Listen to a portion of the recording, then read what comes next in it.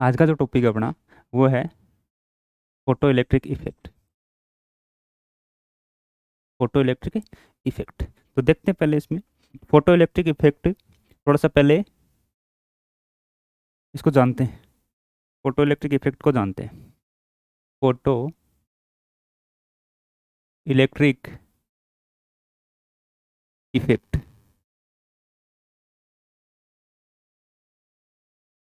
Photo electric effect क्या होता है? फोटो इलेक्ट्रिक इफेक्ट देखो, फोटो इलेक्ट्रिक इफेक्ट को समझने से पहले हम थोड़ी सी इसके पीछे की बात करते हैं। हम बात करते हैं लाइट की। लाइट जो है वो क्या होती है? देखो, लाइट को हम पढ़ते हैं एनर्जी की फॉर्म में, यानी लाइट होती है एक एनर्जी। लाइट क्या होती है? एनर्जी होती है। अब देखो इसके बारे में, यानी लाइट जो है उसका नेचर कैसा होता है, किस प्रकार से ट्रेवल करती है, इसके बारे में जो बताया था वो एक तो थे न्यूटन। एक तो कौन थे? न्यूटन। यानी एक तो न्यूटन ने बताया था, न्यूटन्स। और दूसरा जो थे वो कौन थे? हाइगन्स। हाइगन्स, ये दो थे साइंटिस्ट हमारे। एक एक ने तो बताया न्यूटन ने, और दूसरा हाइगन्स। न्यूटन ने क्या कहा था कि जो लाइट है, जो लाइट है वो लाइट सोर्स से जब ट्रेवल करती है एक पॉइंट से दूसरे पॉइंट तक, तो वो चलती है पार्टिकल फॉर्म में।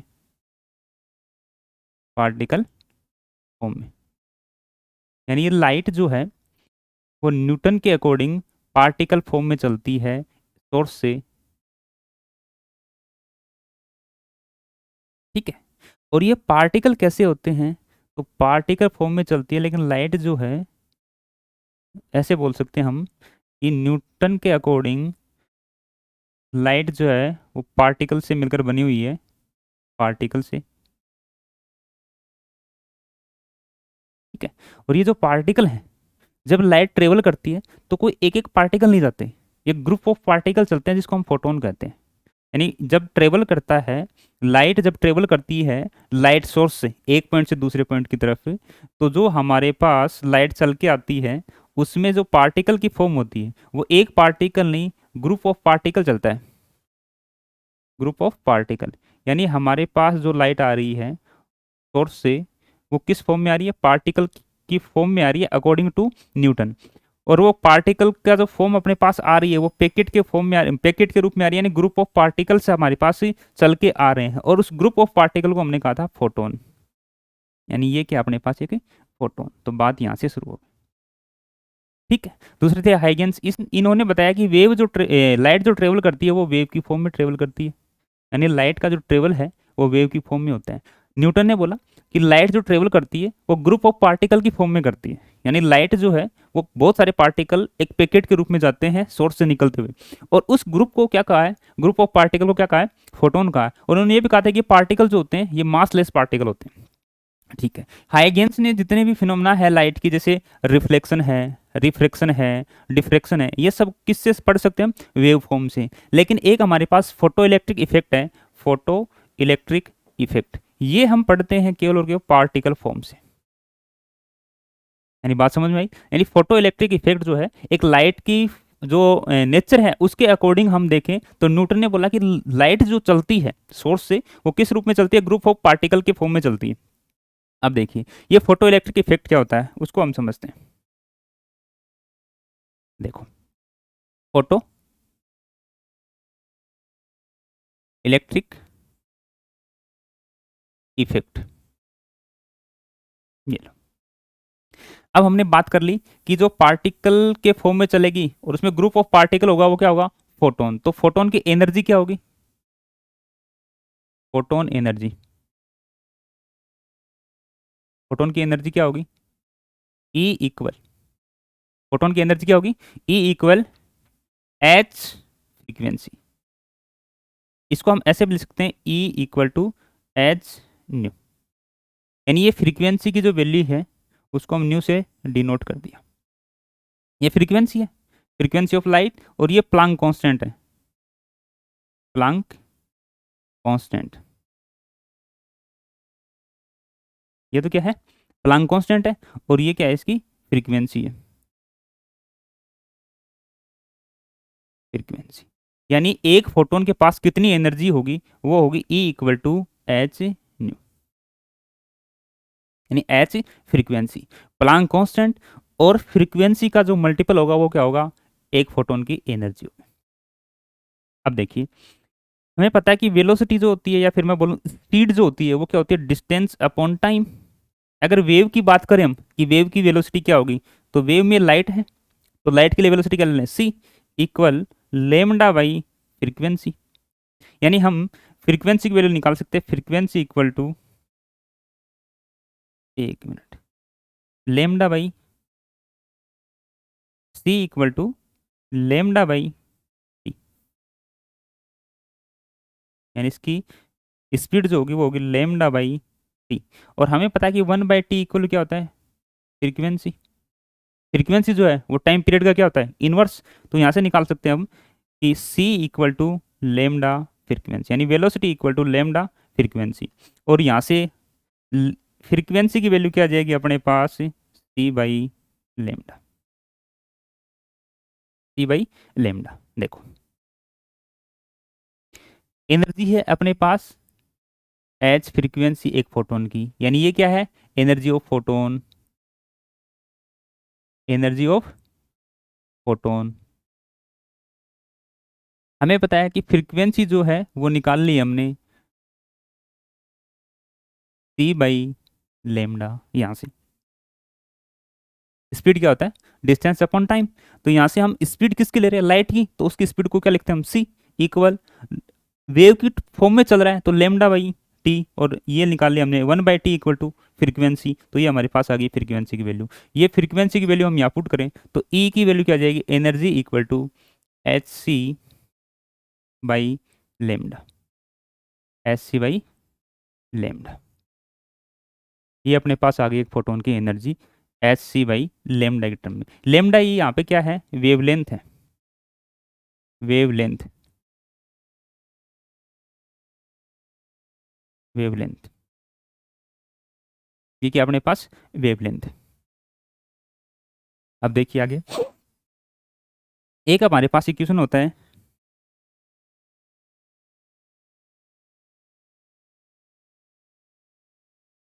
एक हमारे पास क्वेश्चन होता है,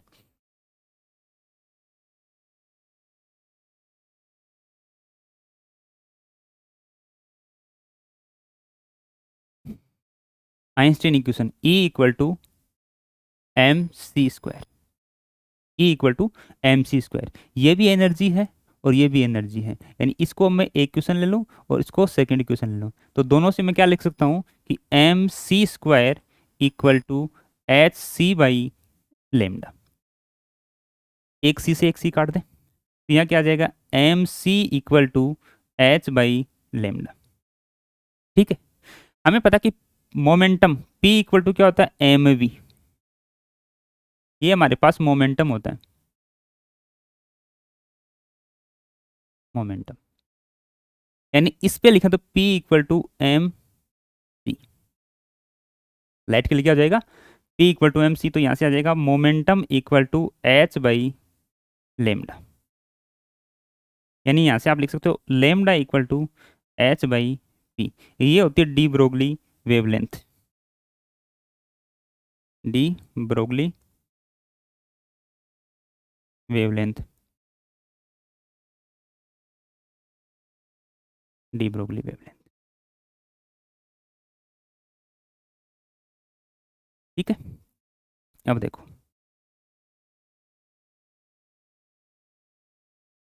हमने अभी तक पढ़ा कि फोटोन की जो एनर्जी वो कितनी होगी, E equal to H mu, E equal H C by lambda. क्यों, क्योंकि म्यू की वैल्यू क्या आएगी, सी बाई लेमडा। ठीक है, फिर हमने एक आइंस्टीन का इक्वेशन देखा था, ई बराबर एम सी स्क्वायर। इनसे हमने निकाल लिया H C by lambda equal to M C square, और यहाँ से हमारे पास आ गया P equal to H by lambda. ये आ गई डी ब्रोगली वेवलेंथ के लिए।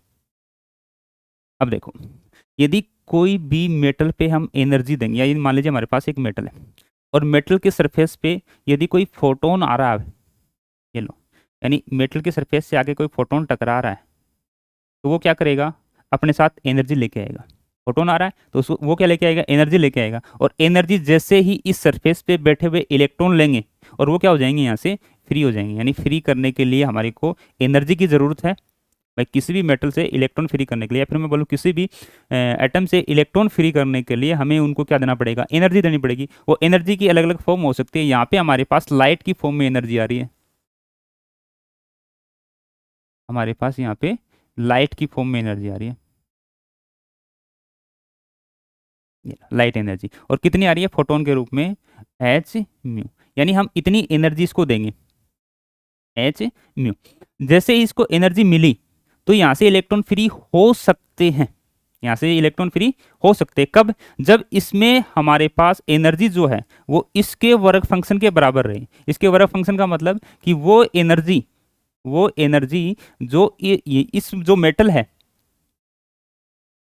वर्क फंक्शन यानी मेटल जो है उससे इलेक्ट्रॉन को फ्री करने के लिए कम से कम जो एनर्जी होती है उसको हम बोलते हैं वर्क फंक्शन। ये हमारे पास मेटल है, इसकी सरफेस से, या फिर मैं बोलूँ इस मेटल से इलेक्ट्रॉन फ्री करने के लिए कम से कम जो एनर्जी है वो अपने पास है वर्क फंक्शन। इसको हम लिख सकते हैं phi equal to H nu naught, H nu naught. देखो यहाँ से हम ये बोल सकते हैं कि ये न्यू नोट जो है ये क्या है, यहाँ पे इसको बोलते हैं थ्रेशोल्ड फ्रीक्वेंसी,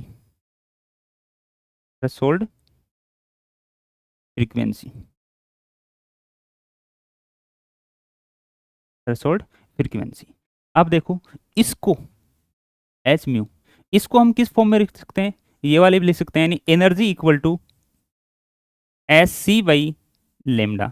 तो यहाँ पे मैं एनर्जी की जगह क्या लिख दूं, वर्क फंक्शन की एनर्जी, तो उसको फाइव से लिख दूं और ये लेमडा नोट, ठीक है।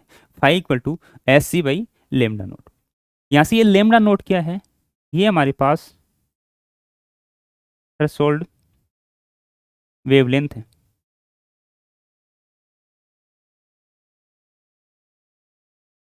थ्रेशोल्ड वेवलेंथ, ठीक है।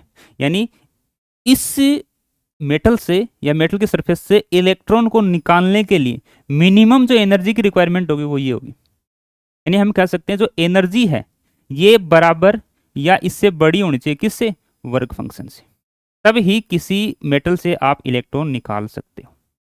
अगर किसी मेटल से इलेक्ट्रॉन निकाल लें तो उसको देने वाली जो एनर्जी है वो उसके वर्क फंक्शन से ज़्यादा होनी चाहिए या उसके बराबर। अगर उसके बराबर है तो भी इलेक्ट्रॉन निकलने की पॉसिबिलिटी है कि इलेक्ट्रॉन निकल जाए, लेकिन अगर इससे ज़्यादा है, वर्क फंक्शन से ज़्यादा एनर्जी अगर हम उसको दे रहे हैं तो कंफर्म ही क्या होगा, यहाँ से इलेक्ट्रॉन फ्री हो जाएगा।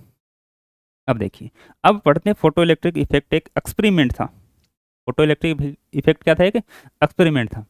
वो इस प्रकार से था कि मान लीजिए ये हमारे पास एक इस प्रकार से प्लेट लगी हुई है और ये एक वैक्यूम ट्यूब है,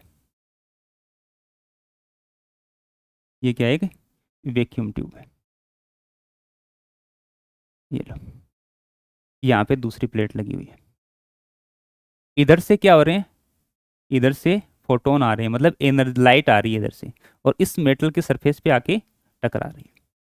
जैसे इस मेटल के सरफेस पे लाइट आ रही है मतलब एनर्जी इसको मिल रही है, तो यहाँ से इलेक्ट्रॉन फ्री होंगे। कब होंगे, जब ये जो एनर्जी लेके आ रहे हैं फोटोन, इस इन फोटोन की जो एनर्जी है वो वर्क फंक्शन से बड़ी होगी या ज़्यादा होगी, तो यहाँ से क्या हो जाएंगे, इलेक्ट्रॉन फ्री हो जाएंगे। मान लीजिए यहाँ पे इलेक्ट्रॉन फ्री हो गए, यहाँ बैठ के हो गए फ्री इलेक्ट्रॉन। अब देखो हमने जो एनर्जी दी ई, वो दो तीन काम आ सकती है। एक तो वो वर्क फंक्शन के काम में आएगी, यानी जितनी हमने एनर्जी दी है उस एनर्जी का कुछ पार्ट तो यानी वर्क फंक्शन के काम में आ गया, ठीक है। कुछ पार्ट इसका वेस्ट हो गया। वेस्ट कैसे हुआ, जैसे ये इससे टकराया तो हो सकता है साउंड में कुछ एनर्जी वेस्ट हो जाए, हो सकता है टेम्परेचर इंक्रीज करने में कुछ एनर्जी वेस्ट हो जाए, कुछ एनर्जी इसकी वेस्ट होगी। उसके बाद यदि इसके पास एनर्जी बचेगी तो उस एनर्जी को हम कहेंगे काइनेटिक एनर्जी, जो इस इलेक्ट्रॉन को ट्रेवल कराने के काम में आएगी। फिर से सुनो, अगर हम किसी भी मेटल की सरफेस को उसके वर्क फंक्शन से ज़्यादा एनर्जी दे रहे हैं, हमने मान लिया कि उसके वर्क फंक्शन से ज़्यादा एनर्जी हम उसको दे रहे हैं, जैसे इसको एनर्जी देंगे इलेक्ट्रॉन फ्री होंगे। क्यों, क्योंकि हमने वर्क फंक्शन से ज़्यादा एनर्जी उसको दी। अब ये चलेगा कि नहीं चलेगा ये डिपेंड करेगा उसके आगे की बातों पे। क्या, अगर हमने एनर्जी दी मान लीजिए 5 जूल, उसमें से इसने 3 जूल तो वर्क फंक्शन में ही खा गया, यानी 3 जूल तो इसने काम में ले ली इलेक्ट्रॉन को फ्री करने में। 3 जूल तो किसमें काम में ले ली? इलेक्ट्रॉन को फ्री करने में। और फिर क्या करता है, 2 जूल जो है वो क्या कर देगा, ये मान लीजिए इसने साउंड में वेस्ट कर दी, या फिर इसने टेम्परेचर इंक्रीज करके, यानी उसका जो टेम्परेचर था उसके कारण इसने क्या कर दी, वेस्ट कर दी। बची कितनी इसके पास? 0। इसका मतलब अगर इसके पास काइनेटिक एनर्जी ही नहीं है तो ये इलेक्ट्रॉन कहीं भी ट्रेवल नहीं करेगा। मान लीजिए आपने 10 जूल इसको एनर्जी दी, 3 जूल वर्क फंक्शन था, 2 जूल क्या कर लिया इसने, वेस्ट कर दिया, फिर भी इसके पास 5 जूल बच गई है। इसका मतलब है कि अगर इसके पास एनर्जी बचेगी, यानी काइनेटिक एनर्जी होगी, तो ये चलेगा, वरना ये नहीं चलेगा। अब देखो दूसरा तरीका, मान लीजिए हमें इसी को चलाना है, देखो ये लो,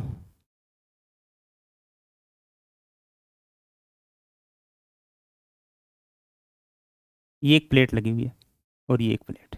अब इसके पास एनर्जी नहीं बची, फिर भी हमें इसको चलाना है, तो हम क्या करेंगे, इस पे एक पोटेंशियल डिफरेंस अप्लाई कर देंगे, ये लो, यानी इस वाले प्लेट पे हम पॉजिटिव ऐड कर देते हैं और इस वाले प्लेट पे हम नेगेटिव टर्मिनल ऐड कर देते हैं। ठीक है, अब यहाँ से इलेक्ट्रॉन जो फ्री होंगे वो इलेक्ट्रॉन क्या करेंगे, ये पॉजिटिव होने के कारण इसकी तरफ मोशन करेंगे, ये लो, ये इलेक्ट्रॉन चल के इधर जाएंगे। इलेक्ट्रॉन चल रहे हैं मतलब चार्ज चल रहा है, और जब चार्ज चलता है तो rate of flow of charge equal to क्या होता है, करंट, Q बाई टी। यानी यहाँ पे इलेक्ट्रॉन चल रहे हैं तो हम लिख देंगे E by T.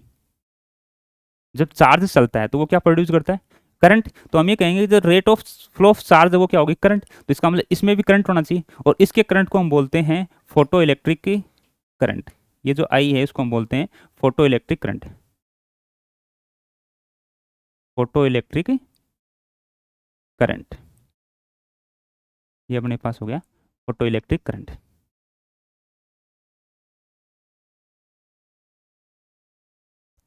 Photo electric current, ठीक है, यानी इलेक्ट्रॉन चला, उसके कारण जो करंट बना उसको हम बोलते हैं फोटो इलेक्ट्रिक करंट। अब देखो इसको हमने क्या समझा कि जो एनर्जी हम दे रहे हैं वो एनर्जी कहाँ कहाँ काम में आ सकती है।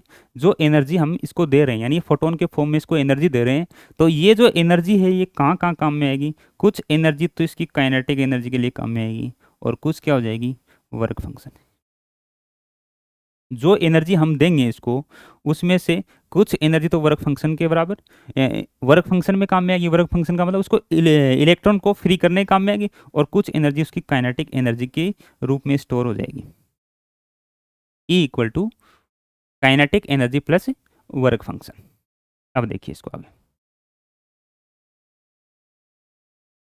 यानी हमने जो इसको एनर्जी दी वो एनर्जी एक तो काइनेटिक एनर्जी की फॉर्म में प्लस वर्क फंक्शन की फॉर्म में एनर्जी क्या हो रही है, डिस्ट्रीब्यूट हो रही है।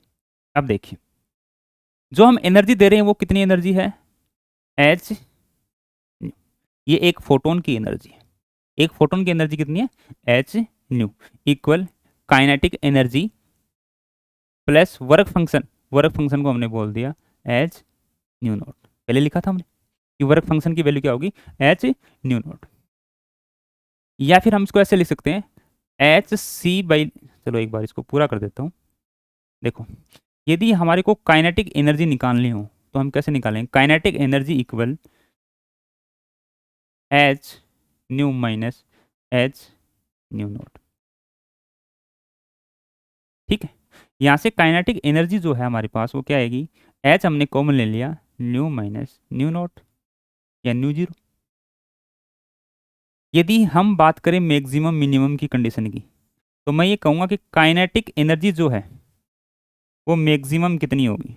तो देखो मैक्सिमम काइनेटिक एनर्जी होती है ये वाली इलेक्ट्रॉन वोल्ट में, या फिर मैं बोलूँ ये जो वी नोट मैं लिख रहा हूँ, ये वी नोट जो मैं लिख रहा हूँ ये काइनेटिक एनर्जी मैक्सिमम का है, मैक्सिमम। ये भी समझते हैं, देखो इसमें देखा हमने कि जैसे जैसे हम इसकी पोटेंशियल बढ़ाते जाएंगे, इधर पॉजिटिव चार्ज बढ़ता जाएगा तो इलेक्ट्रॉन का मोशन इंक्रीज होता जाएगा, यानी इलेक्ट्रॉन की जो स्पीड है वो क्या होगी, इंक्रीज होगी। अब देखो मैं इसका उल्टा कर देता हूँ। उल्टा क्या करता हूँ, मैं इसकी पोलरिटी चेंज कर देता हूँ। पोलरिटी चेंज करने का मतलब है कि मान लीजिए हमारे पास ये था पहले, इस प्रकार से ऐड होके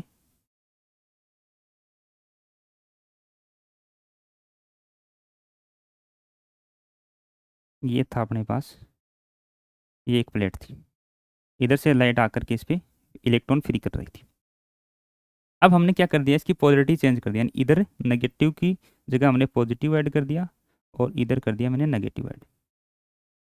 यानी ये इस प्रकार से, पहले क्या था, इस तरफ नेगेटिव था, इस तरफ पॉजिटिव था, तो इलेक्ट्रॉन को क्या कर रहा था, वो अट्रैक्ट कर रहा था। अब मैंने इसकी पोलरिटी को चेंज कर दिया। पोलरिटी को चेंज कर दिया मतलब इधर तो लगा दिया मैंने नेगेटिव और इधर लगा दिया मैंने पॉजिटिव। अब ये इलेक्ट्रॉन जो है इधर से निकल के इधर जाएंगे इलेक्ट्रॉन, ये लो जा रहे हैं, इधर इसको क्या दिखेगा, पहले से नेगेटिव दिखेगा, तो इसके मोशन में क्या आएगा, इफेक्ट आएगा, यानी इसकी वेलोसिटी क्या होगी, इफेक्ट होगी। अब देखिए हमने थोड़ा सा पोटेंशियल डिफरेंस अप्लाई किया तो इलेक्ट्रॉन जा सकते हैं, क्योंकि इसके पास अगर काइनेटिक एनर्जी ज़्यादा है और पोटेंशियल हमारे पास कम अप्लाई किया, तो ये इलेक्ट्रॉन क्या कर सकते हैं, इस पर ट्रेवल कर सकते हैं। जैसे जैसे हम इसकी पोटेंशियल बढ़ाते जाएं, यानी वी से हम बढ़ाते जाएं पोटेंशियल, बढ़ाते जाएं, और जैसे जैसे इसकी पोटेंशियल एक टाइम ऐसा आएगा कि इधर से एक भी इलेक्ट्रॉन क्या नहीं करेगा, ट्रेवल नहीं करेगा। मतलब क्या हुआ कि इसमें से फोटो इलेक्ट्रिक जो करंट है वो क्या हो जाएगा, जीरो हो जाएगा। जब ऑपोजिट पोलरिटी हमने कर दी इस पे, तो नेगेटिव इलेक्ट्रॉन पे भी होता है और नेगेटिव इस प्लेट पे भी आ गया। अब जब दोनों नेगेटिव चार्ज एक दूसरे को रिपल करेंगे, तो जैसे जैसे इसकी पोटेंशियल बढ़ाते जाएंगे इसका रिपल्सन बढ़ता जाएगा, और एक टाइम ऐसा आएगा कि यहाँ से कोई भी इलेक्ट्रॉन, यानी इलेक्ट्रॉन इस सरफेस से कोई भी इलेक्ट्रॉन इस सरफेस की तरफ ट्रेवल नहीं करेगा, और जब इस साइड से इस साइड में कोई इलेक्ट्रॉन नहीं चलेगा तो यहाँ पे करंट क्या आ जाएगी, जीरो आ जाएगी। और जिस पोटेंशियल पे ये नहीं चलेगा, मतलब जिस पोटेंशियल पे फोटो इलेक्ट्रिक करंट की वैल्यू जीरो हो जाएगी, या फिर मैं बोलूँ कि इलेक्ट्रॉन एक साइड से दूसरी साइड पे नहीं जाएगा, तो उस वाली कंडीशन को हम बोलते हैं, जो ये पोटेंशियल हमारे पास आती है उसको हम बोलते हैं स्टॉपिंग पोटेंशियल। यानी ये वी नोट जो है ये क्या अपने पास stopping potential, stopping potential, stopping potential. यानी स्टॉपिंग पोटेंशियल का मतलब समझ गए कि जब फोटो इलेक्ट्रिक इफेक्ट जो हो रहा है उसमें यदि हम फोटो इलेक्ट्रिक करंट की वैल्यू जीरो बोल दें, एंड जब फोटो इलेक्ट्रिक करंट की वैल्यू जीरो हो जाएगी, वो वाली जो पोटेंशियल होगी उसको हम बोलेंगे स्टॉपिंग पोटेंशियल। ये लो स्टॉपिंग पोटेंशियल। अब देखो यहाँ पे हमने वी नोट लिखा, मतलब ये स्टॉपिंग पोटेंशियल होगी, maximum kinetic energy stopping potential के बराबर होगी, क्योंकि जब दोनों बराबर हो जाएंगे एनर्जी तभी तो इलेक्ट्रॉन रुकेगा। तो इसका मतलब स्टॉपिंग पोटेंशियल है वो काइनेटिक एनर्जी के मैक्सिमम के बराबर, यानी मैक्सिमम काइनेटिक एनर्जी बराबर होगी स्टॉपिंग पोटेंशियल के। अब देखो हम इसको ऐसे भी लिख सकते हैं, ये एनर्जी थी, ये इलेक्ट्रॉन वोल्ट में आएगी, ये जो एच सी बाई लेमडा हम लिख रहे हैं ये इलेक्ट्रॉन वोल्ट में आएगी, यानी एच सी बाई जो लेमडा हम लिख रहे हैं ये इलेक्ट्रॉन वोल्ट की वैल्यू है। तो E equal to kinetic energy को हमने लिख दिया, ये लो, क्यों, क्योंकि ये इलेक्ट्रॉन वोल्ट में, तो मैंने इसको भी इलेक्ट्रॉन वोल्ट में लिख दिया, प्लस फाई, ये सब इलेक्ट्रॉन वोल्ट की वैल्यू है। अब यहाँ से हम आराम से निकाल सकते हैं, देखो एच सी, या फिर मैं बोलूँ एच न्यू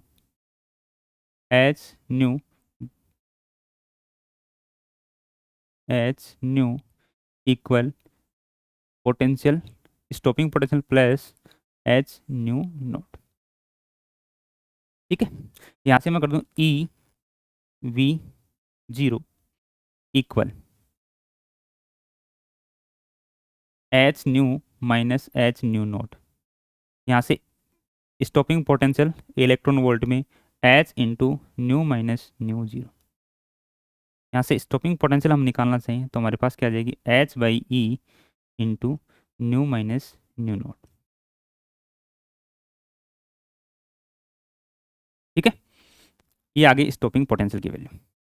अगर हम मैक्सिमम काइनेटिक एनर्जी की बात करें तो किसके बराबर होती है, स्टॉपिंग पोटेंशियल के बराबर होती है। तो मैक्सिमम काइनेटिक एनर्जी से हम वेलोसिटी निकालना चाहिए तो वो भी निकाल सकते हैं। देखो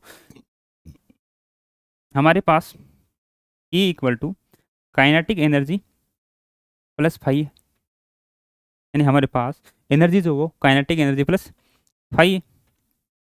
इसको हम ऐसे लिख दें कि kinetic energy equal E minus phi. Kinetic energy को क्या लिख सकते हैं, 1/2 mv स्क्वायर, और इसको क्या लिख सकते हैं, H new minus H new not. यहाँ से हम निकाल सकते हैं 1/2 mv² equal h new minus nu not. ठीक है, आगे देखो, यहाँ से मैं वेलोसिटी निकालना चाहूँ तो v² equal to 2h nu minus nu not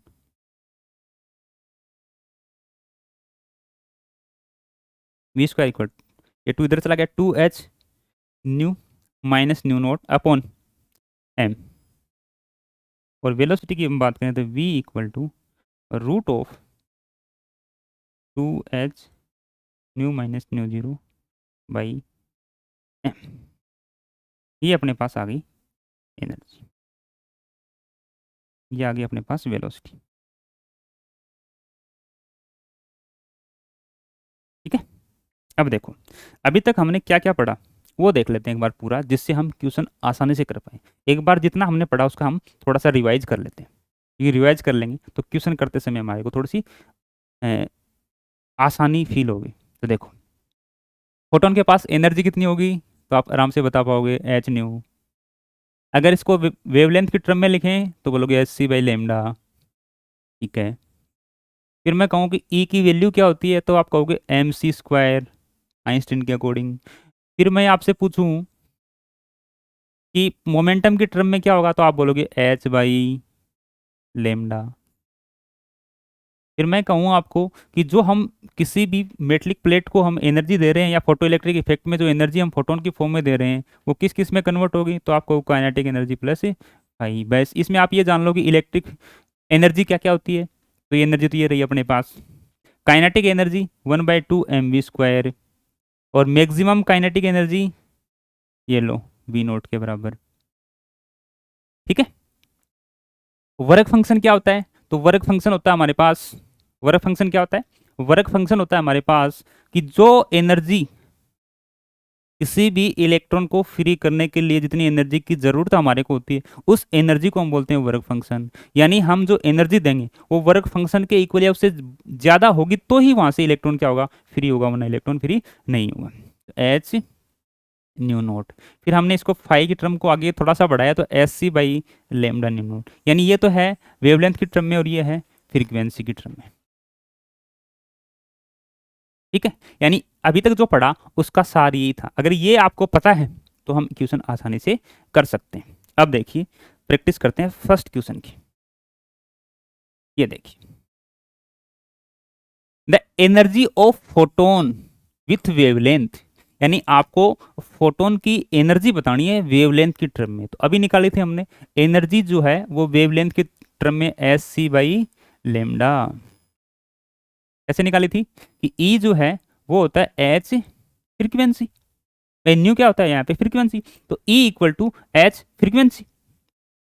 हमें पता है कि velocity equal to displacement upon time या फिर volume speed equal to distance upon time. तो यहाँ से c equal to lambda by T, जिसको हम लिख सकते हैं c lambda frequency, c equal to lambda frequency. और यहाँ से फ्रीक्वेंसी की जो वैल्यू आ गई वो क्या आ गई, c बाई लेमडा। और ये फ्रीक्वेंसी की वैल्यू हम यहाँ रखें, यानी न्यू की वैल्यू हम यहाँ रखें c बाई लेमडा, तो ये रख दिया e equal to H C by lambda. तो यानी एक फोटोन की जो एनर्जी होगी वेवलेंथ की टर्म में, एक फोटोन की जो एनर्जी होगी वेवलेंथ की टर्म में वो कितनी होगी, H C by lambda, H C by lambda.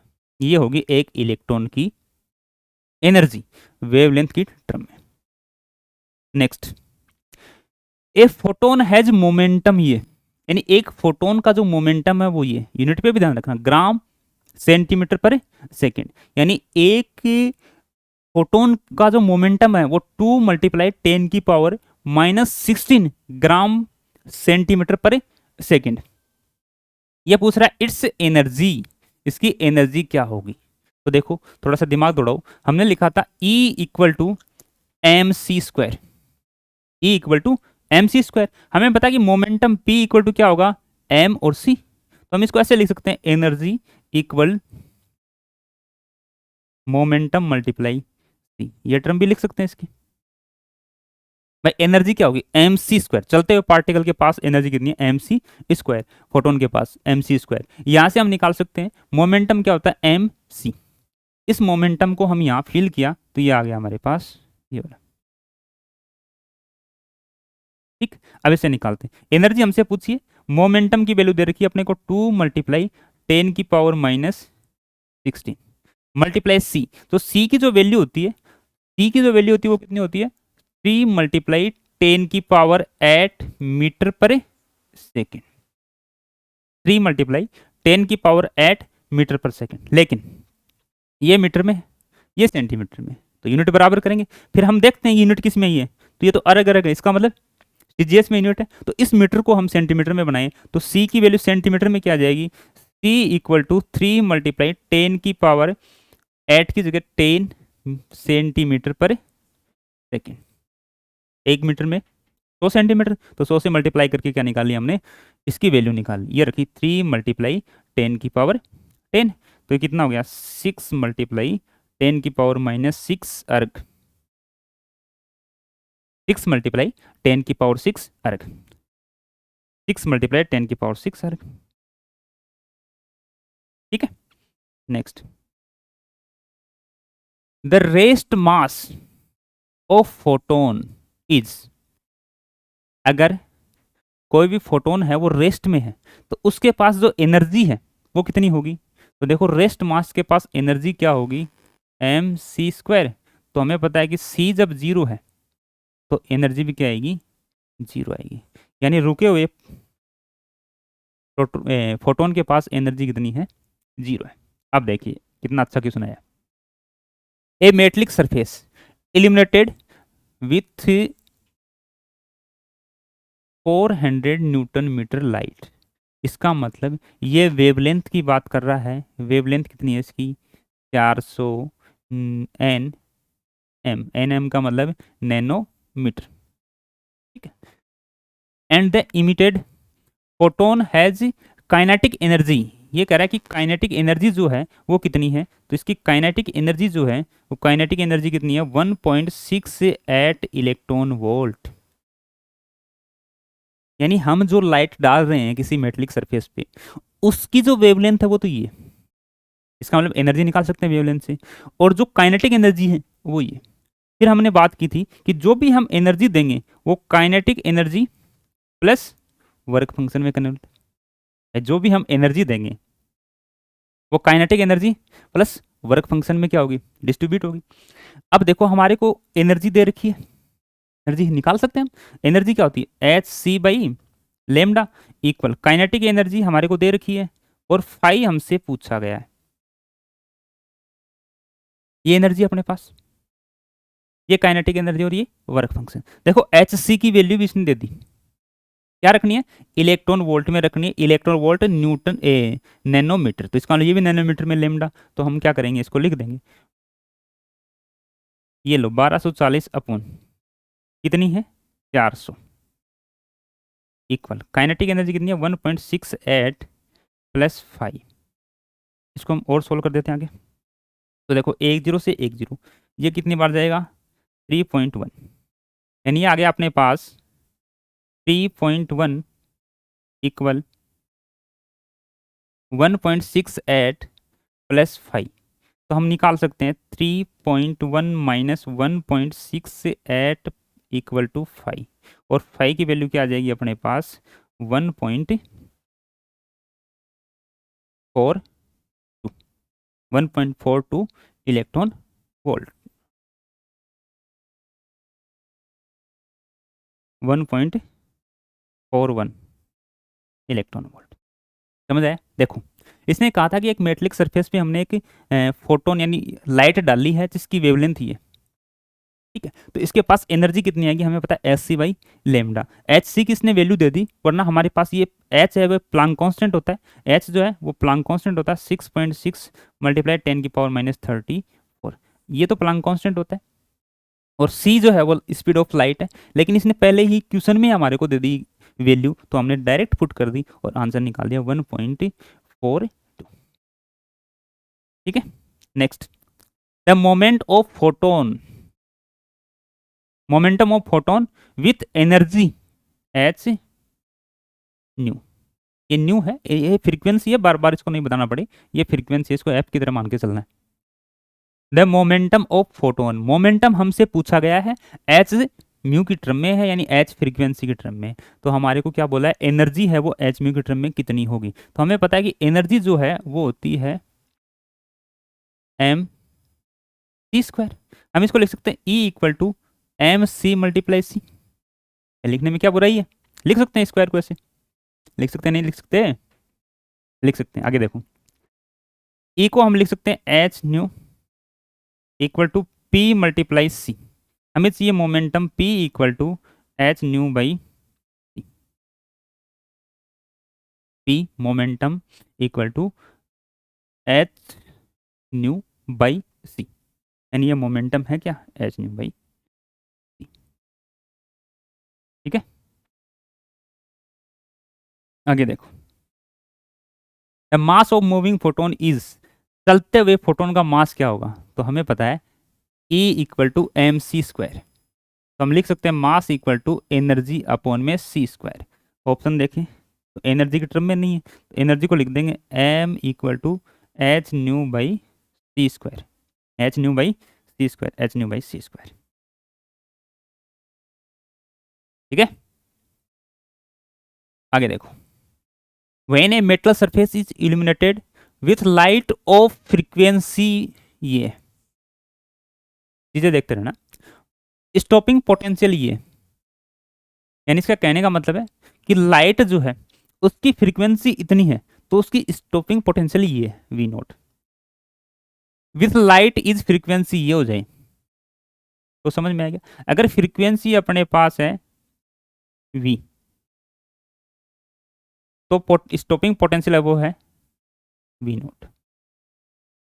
ठीक है, और यदि फ्रीक्वेंसी हो जाए न्यू बाई टू तो पोटेंशियल कितनी हो जाएगी, stopping potential V naught by four. ठीक है, फिर कह रहा है अगर फ्रीक्वेंसी वी बाई थ्री हो जाए तो आपको बतानी है थ्रेशोल्ड फ्रीक्वेंसी। क्या बतानी है, थ्रेशोल्ड फ्रीक्वेंसी। देखिए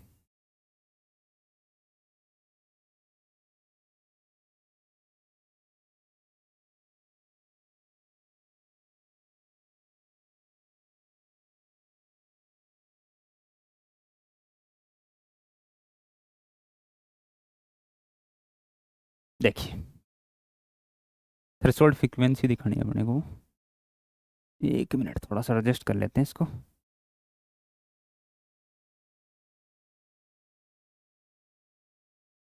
काफ़ी इतना। अब देखिए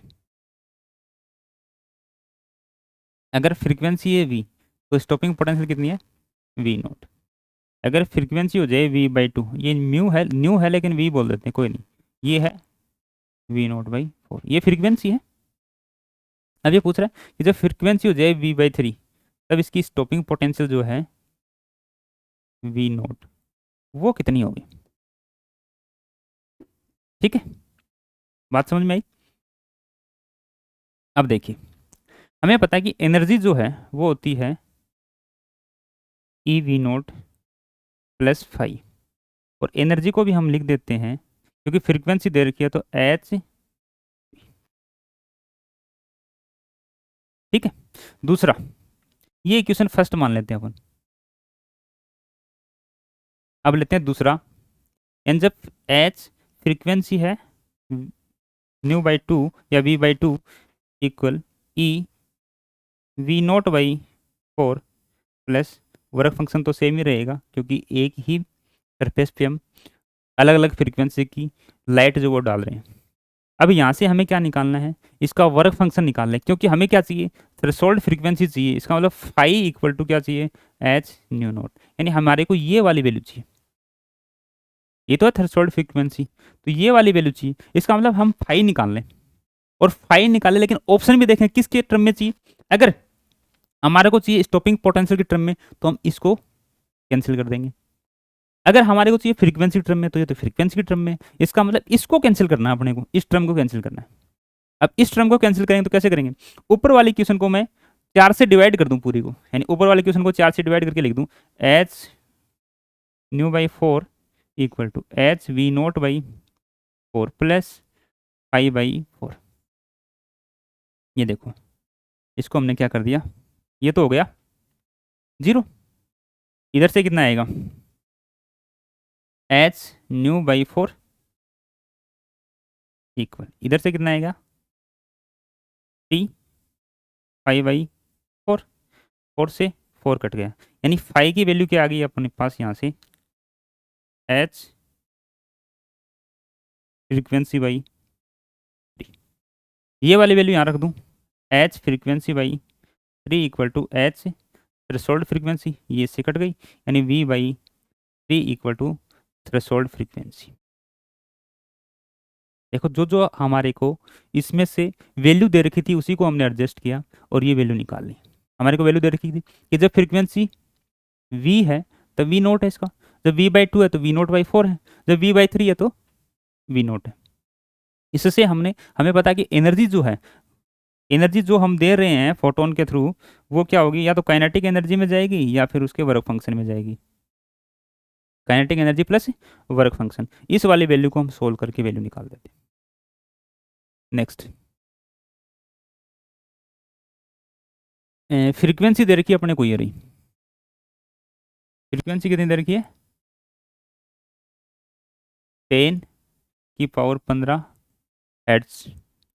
एज एन एनर्जी, एनर्जी बतानी है अपने को, एच की वैल्यू ये रही देखो 6.6 10 की पावर -34 जूल सेकेंड। ये प्लांक कांस्टेंट की वैल्यू है।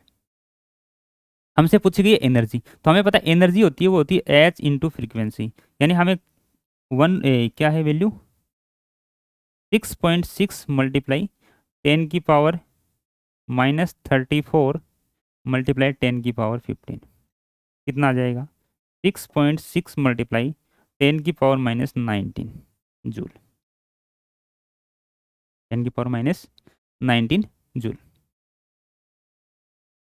फर्स्ट 6.6 मल्टीप्लाई 10 की पावर -19 जूल।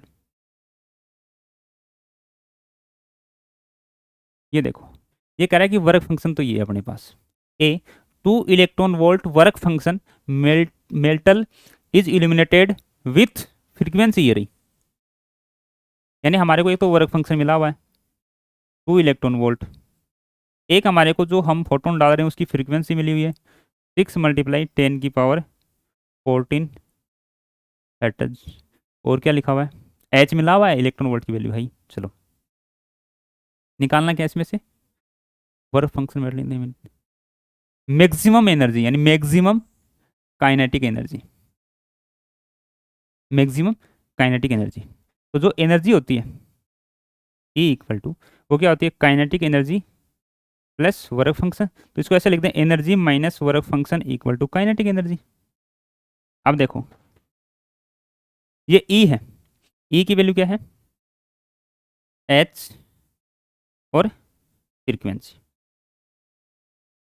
-2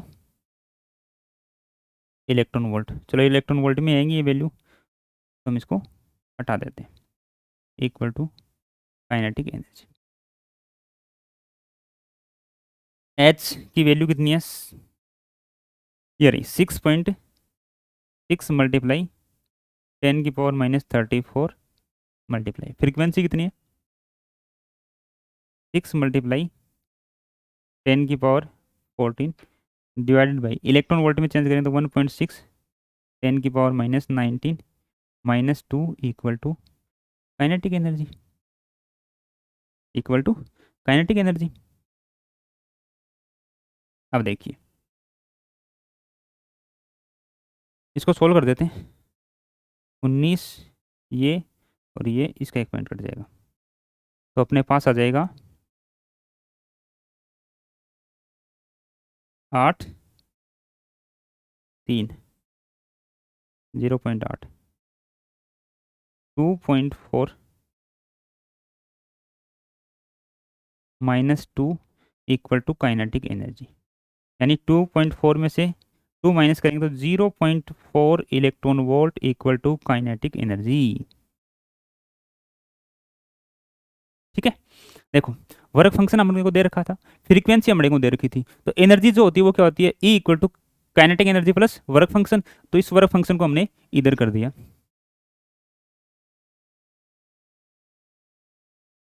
ये लो वर्क फंक्शन को क्या कर दिया हमने, इधर लेके आ गए। अब हमारे पास काइनेटिक एनर्जी के बराबर होंगे, ये देखो एच फ्रीक्वेंसी। अब ये इसकी यूनिट देखें तो ये तो जूल सेकंड में है और ये हर्ट्ज में, इसका मतलब ये आएगी किस में, जूल में आएगी।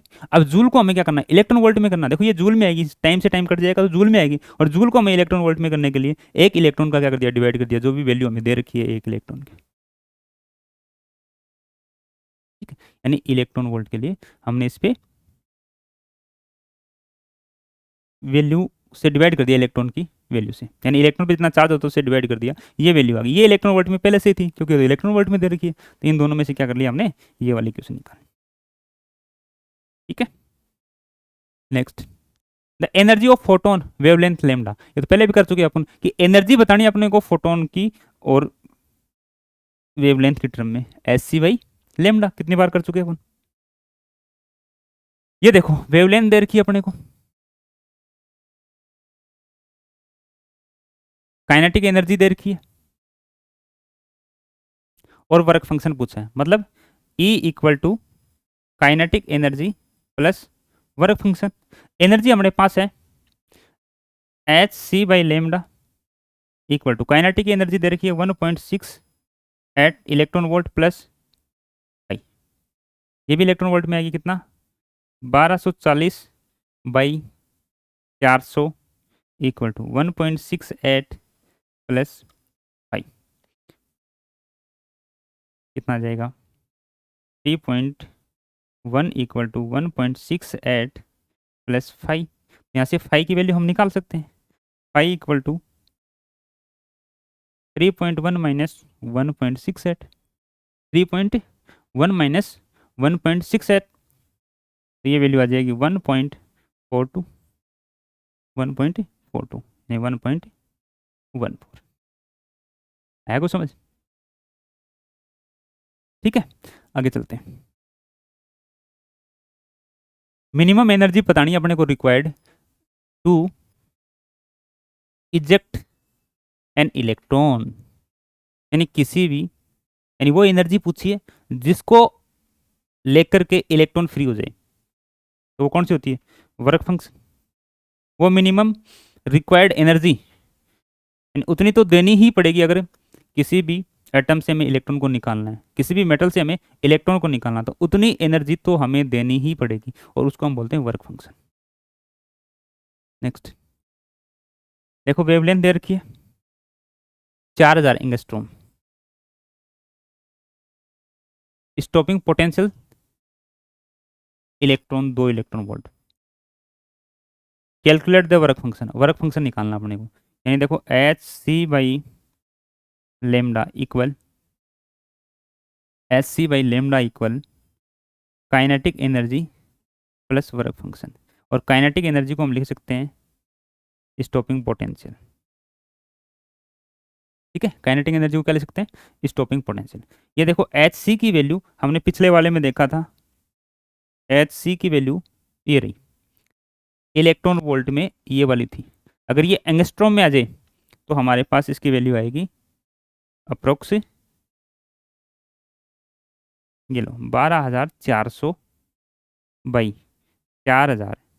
अगर एंगस्ट्रॉम में हमें यूज करनी हो एच सी की वैल्यू, देखो नैनोमीटर में करनी हो एच की वैल्यू, एच सी की वैल्यू, तो क्या करते हैं 1240, थोड़ा इजी हो जाएगा यानी जल्दी हो जाएगा।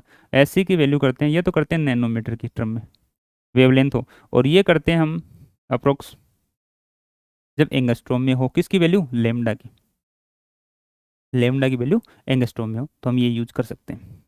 इक्वल स्टॉपिंग पोटेंशियल इसने दे दी 2, प्लस हमें 5 पूछा है,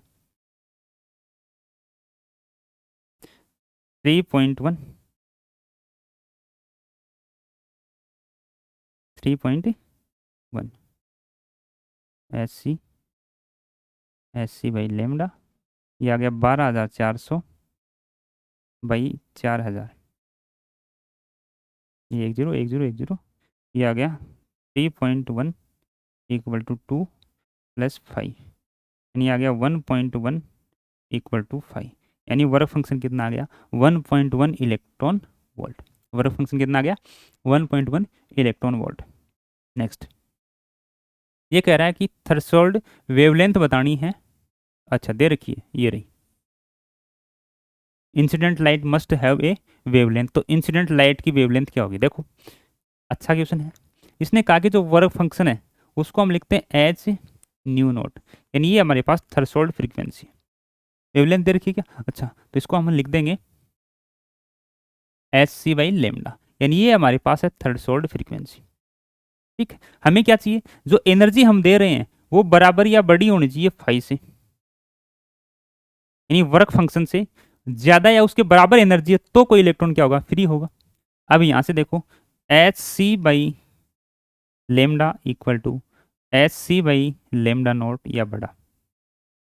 अब देखो ये वैल्यू बड़ी लेके आनी है अपने को, अब ये वैल्यू बड़ी लेके आनी है तो इसका मतलब इसका लेमडा क्या होना चाहिए, देखो ये तो बराबर बराबर है, तो हम ये कह सकते हैं 1 बाई लेमडा बड़ा, यानी ये वैल्यू बड़ी होनी चाहिए 1 बाई लेमडा नोट से। तो हमें पता है कि लेमडा नोट जो है वो बड़ा होना चाहिए लेमडा से।